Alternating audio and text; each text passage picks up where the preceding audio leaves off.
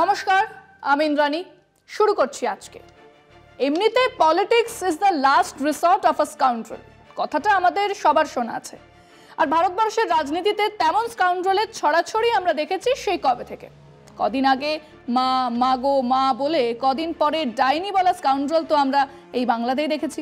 আমরা একই দিনে 3 বার দল বদলাতে দেখেছি এই দেশে। আমরা ভোর রাতে কাকপক্ষী ওঠার আগেই দল বদলুদের নিয়ে সরকার তৈরি করার অসফল প্রয়াস দেখেছি। আমরা সংসদের সংখ্যাগরিষ্ঠতার ভোটাভুটির আগে সুটকেস ভর্তি টাকা দেখেছি। কাজেই আমরা অভ্যস্ত। সাধারণ মানুষ জানে রাজনীতি এক পাঁকের মধ্যে পড়ে থাকা বিষয়, যা তাদের জীবন চর্চায় বিশেষ কোনো হেরফের আনবে না। তবে হ্যাঁ, নির্বাচনের সময় চারিদিকে যে নৌটাঙ্কি চলে তা মানুষের জীবনে খানিক উত্তেজনা আনে। শিবির বিভক্ত মানুষ বোঝার চেষ্টা করেন কে কত আসন পাবেন, কে জিতছে কে হারছে। এই সময় পাড়ায় পাড়ায় নির্বাচন পণ্ডিতদের দেখা যায়। জেলা রাজ্য তো ছেড়েই দিন, দেশের আসন ধরে ধরে বলে দেয় কে কোথায় জিতছে। তো সেই 100 মজার মধ্যে যত্রতত্র ছড়িয়ে থাকা অসভ্যদের মধ্যেই এক নতুন অসভ্যের আমদানি হলো, যিনি কিছুকাল আগেই সভ্যতার পাঠ দিতেন, ন্যায়ের কথা বলতেন, তার কাঁধে ছিল ন্যায় বিচারের দায়। সেই অভিজিৎ গাঙ্গুলি ছিলেন রুমাল, হলেন বিড়াল। ছিলেন বিচারক, হিসেব মতো এক নিরপেক্ষ মানুষ। 1 সপ্তাহের মধ্যে তিনি হলেন বিজেপি। মাথার পেছনে জাতির পিতার ছবির তলায় বসেই যার সময় কেটেছে, সেই জাতির পিতার হত্যাকারী নিয়ে তার নতুন বোধোদয় আমাদের বুঝিয়ে দিয়েছে খুব দ্রুত তিনি হয়ে উঠছেন দেশের সেই অসভ্য অংশের একজন, যারা এই দেশের যাবতীয় উদার গণতান্ত্রিক ধর্ম নিরপেক্ষ ঐতিহ্যকে ভেঙে চুরমার করতে চায়। সেই তিনি যিনি কদিন আগে বইমেলায় গিয়ে চেয়ে লেনিনের বই হাতে নিয়ে ফটোগ্রাফারদের সামনে পোজ দিতেন। তিনি আজ বিশ্বাসঘাতক সাভারকারের পূজারী। সেই তিনি গণতন্ত্রের 4র্থ স্তম্ভের সামনে অনায়াসে বলতে পারেন, আমি কলকাতা টিভির ক্যামেরার সামনে কথাই বলবো না। সেটাই আজ আমাদের বিষয়। আজকে বাংলার রাজনীতিতে এক নতুন অসভ্যের জন্ম। বিচারপতির কুর্সিতে থাকাকালীন তার কর্মকাণ্ড নিয়ে বিতর্ক ছিল। সংবাদ মাধ্যমকে কাজে লাগিয়ে প্রচারে ভেসে থাকতে তখন থেকেই অভ্যস্ত ছিলেন অভিজিৎ গঙ্গোপাধ্যায়। কোনো নীতি নৈতিকতা তাকে স্পর্শ করত বলে মনে হয়নি। তা না হলে এজলাস থেকে নেমে তার বিচারাধীন মামলা নিয়ে এমন সব মন্তব্য করতেন না, যা একমাত্র রাজনৈতিক দলের নেতার মুখে শোভা পায়। তার রাজনৈতিক উদ্দেশ্য নিয়ে যে সন্দেহের উদ্রেক হয় তা যে অমূলক নয়, সেটা নিজেই বিজেপিতে যুক্ত হয়ে প্রমাণ করেছেন অভিজিৎ। তমলুক লোকসভা আসনে বিজেপি প্রার্থী হয়ে তার ঔদ্ধত্যের মাত্রা আরো বেড়ে গিয়েছে। তার সর্বশেষ দৃষ্টান্ত গত শনিবার ভোটের দিন। ভোট কেমন বুঝলেন? দিনের শেষে কলকাতা টিভির প্রতিবেদকের এই নিরীহ প্রশ্নে মেজাজ চড়ে গেল অভিজিতের। জবাব তো দূর, রীতিমতো দুর্ব্যবহার করলেন আমাদের প্রতিবেদকের সঙ্গে। সভ্যতার যেটুকু মুখোশ লেগেছিল তাও খসে পড়ল মুখ থেকে। টিভি ক্যামেরায় তা ধরা পড়ল অবিকল। ভ্রুক্ষেপহীন অভিজিৎ। সকাল থেকেই তমলুক লোকসভা কেন্দ্রের নির্বাচনী আমি আপনাকে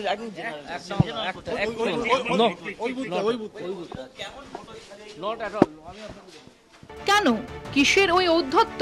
এ প্রশ্ন এখন শুধু কলকাতা টিভির নয়, আমজনতারও। সবে রাজনীতিতে এসেছেন, এসেই দেশের সর্বোচ্চ আইনসভার নির্বাচনে রাজ্যের অন্যতম গুরুত্বপূর্ণ আসনে প্রার্থী হয়েছেন। এতদিন এক ধরনের ইমিউনিটিতে অভ্যস্ত ছিলেন, বিচারককে প্রশ্ন করা যাবে না, এই সাধারণ ধারণার সুবিধে নিয়ে চলেছেন। বিচারকের আসনে বসে যা যা বলেছেন আজ সেগুলো মনে পড়লেই বোঝা যাবে যে বহু আগে থেকেই তিনি বিচারক হিসেবেও নিরপেক্ষতার ধার ধারেননি। সেদিন বিচারালয়ে বিচারকের আসনে বসেই বলেছেন ঢাকি সমেত বিসর্জন দেব। সবাই জানে তিনি কি বলতে চেয়েছেন। আজ রাস্তায় দাঁড়িয়ে বলছেন এই রাজ্য থেকে উৎখাত করব এই সরকারকে, জেলে পাঠাবো মমতা অভিষেককে। তফাৎ তো নেই ওনার আজকের ভূমিকার সেদিনের কথার মধ্যে। অথচ সেদিন তিনি কাগজে কলমে ছিলেন বিচারক, আজ বিজেপির প্রার্থী। উনি একলা নাকি? নিশ্চয়ই নন, আরো অনেকেই আছেন। সে থাক, সে সবও খোলস ছেড়ে একদিন না একদিন হয় বেরিয়ে আসবে, নয় গর্তে ঢুকে যাবে, আমরা তা জানি। আপাতত আলোচনার বিষয় এক নতুন অসভ্যকে নিয়ে, যিনি গণতন্ত্রের প্রথম শর্তটুকুও জানেন না। গণতন্ত্রের প্রথম শর্ত হলো তার 4টে স্তম্ভের স্বাধীনতা। তিনি অনায়াসে ক্যামেরা ঠেলে সাংবাদিককে সরিয়ে দিয়ে বলতে পারেন আমি কথাই বলবো না। কথা তো বলতে হবে স্যার, কথা তো বলতেই হবে। আপনি পাবলিক লাইফে এসেছেন, আপনি এখন আর মাই লর্ড নন, মাই বাপ নন। আপনি একজন ভোট প্রার্থী, জিতে গেলে একজন সাংসদ যিনি দেশের মানুষের ট্যাক্সের পয়সাতে মাইনে পাবেন, হেরে গেলে পেনশন, সেটাও মানুষের পয়সায়। খুব দ্রুত কথা বলবো না বলা শুরু করলে কদিনের মধ্যে আপনার কথা বলার ক্ষমতাও তো হারিয়ে ফেলবেন। আর কেন কথা বলবেন না? ভোটের দিনে আমাদের প্রতিনিধি রিপোর্টার দেবজ্যোতি আপনাকে আপনার জীবনের কোন গূঢ় রহস্য, জীবনের কোন গোপন অধ্যায়ের কথা জিজ্ঞেস করেছিল? করেনি তো। জিজ্ঞেস করেছিল সকাল থেকে ঘুরছেন, কেমন ভোট পড়ছে চারদিকে। প্রশ্নে কোনো টুইস্ট নেই, কোনো অন্য অর্থ নেই। আমরা এক অসভ্যতামি দেখলাম। দেখুন সেই ভিডিও।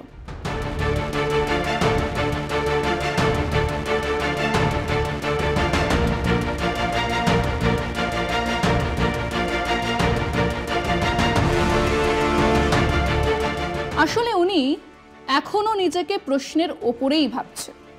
কথা দিচ্ছি মিস্টার এক্স জাস্টিস গাঙ্গুলি, আপনি জিতলে কি হারলে দুটো ক্ষেত্রেই এই কলকাতা টিভির বুম আপনার পেছনেই থাকবে। প্রশ্ন আমরা করব। সেদিন তো অত্যন্ত সরল প্রশ্ন ছিল, তার চেয়ে ঢের বেশি কঠিন প্রশ্নের জন্য তৈরি থাকুন।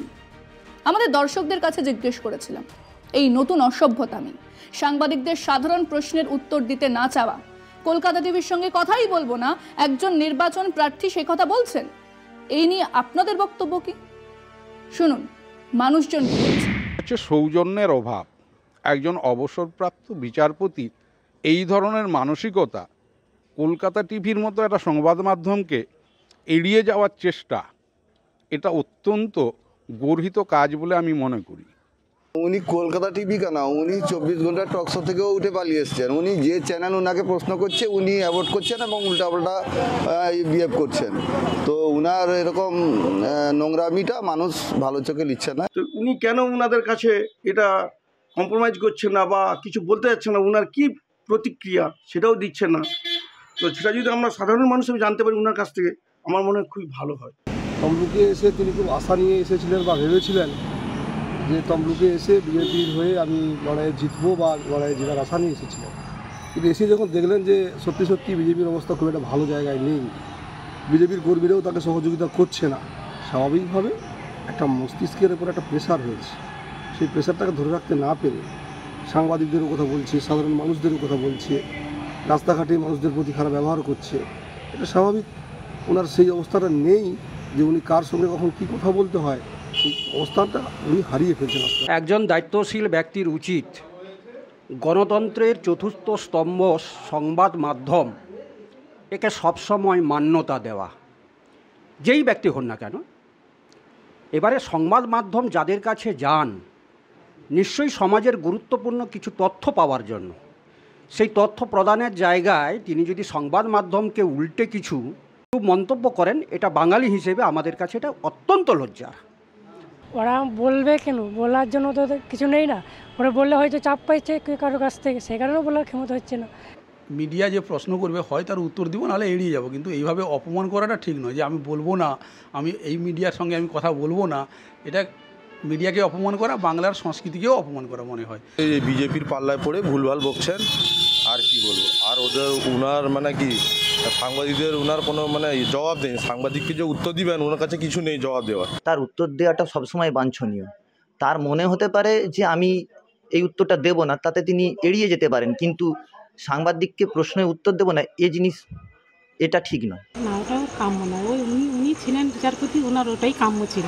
উনি এভাবে মানে বিজেপিতে এসে আমাদের এখানে দাঁড়িয়ে ওটা আমরাও ঠিক মেনে নিতে পারিনি। হয়তো তারা সত্যটাকে, যেটা সংবাদ মাধ্যম তুলে ধরে, যে সত্যটা, সংবাদ মাধ্যমের কাজটা কী হচ্ছে, যে সেই উলঙ্গ রাজার মতো, রাজা তোর কাপড় কোথা, যখনই রাজাকে জিজ্ঞেস করবো যে রাজা তোর কাপড় কোথা, ন্যাচারালি রাজার কাপড় না থাকলে রাজা তো এড়িয়ে যাবেই। অসভ্যতামিটা আমরা বহু ক্ষেত্রে দেখেছি তার কাছে, ফলে এটাকে আমি সমর্থন করি না। তমলুকবাসী ওনার এই বিচারপতিত্ব ছেড়ে দিয়ে এসে এখানে রাজনীতি করবেন, এটা মেনে নিতে পারছেন না। তাই উনি হারবেন জেনে গেছেন। ওনার মুখে মমতা ব্যানার্জি বাংলার মুখ্যমন্ত্রীর সম্বন্ধে বাজে বাজে কথা, উনি সমস্ত তৃণমূল লিডারদের সম্বন্ধে বাজে বাজে কথা বলেন। তো ওনার এই আচরণ তো হবেই, এই আচরণ তো ওনার হবেই, কারণ উনি জানেন যে তমলুকে উনি ব্যাপক ভোটে হারবেন। এটা হচ্ছে এক রকমের অসভ্যতামি। আমরা শিক্ষিত অশিক্ষিত যাই হই না কেন, আমাদের ন্যূনতম একটা সভ্যতা শিষ্টাচার থাকা দরকার। এটা হচ্ছে গণতন্ত্রের চতুর্থ স্তম্ভ, অতএব একে আমাদের মান্যতা দিতেই হবে। এইভাবেই রাজনীতিতে অসভ্যদের এন্ট্রি হয়। তারা ঢোকে মুখোশ পরে, কিছুদিন পরে সেই মুখোশ খুলে যায়। অভিজিৎ গাঙ্গুলির ক্ষেত্রে সেই আবরণও ছিল না। আদতেই এক অভদ্র অসভ্য রাজনীতিবিদ হিসেবেই তিনি খুব দ্রুত তার পরিচয় তৈরি করে নিলেন। যিনি গণতান্ত্রিক ধ্যান ধারণাতে বিশ্বাস করেন না, যিনি সংবিধানে বিশ্বাস করেন না, যিনি সাধারণ সভ্যতা ভদ্রতাতেও বিশ্বাস করেন না। এখন থেকেই বলে রাখলাম, পরে মিলিয়ে নেবেন। ইনি ওই বিজেপি দলের কাছেও এক বিরাট বোঝা হয়ে উঠবেন খুব শিগগির। আজকে এ পর্যন্তই। দেখতে থাকুন কলকাতা টিভি, রাত দিন 7 দিন।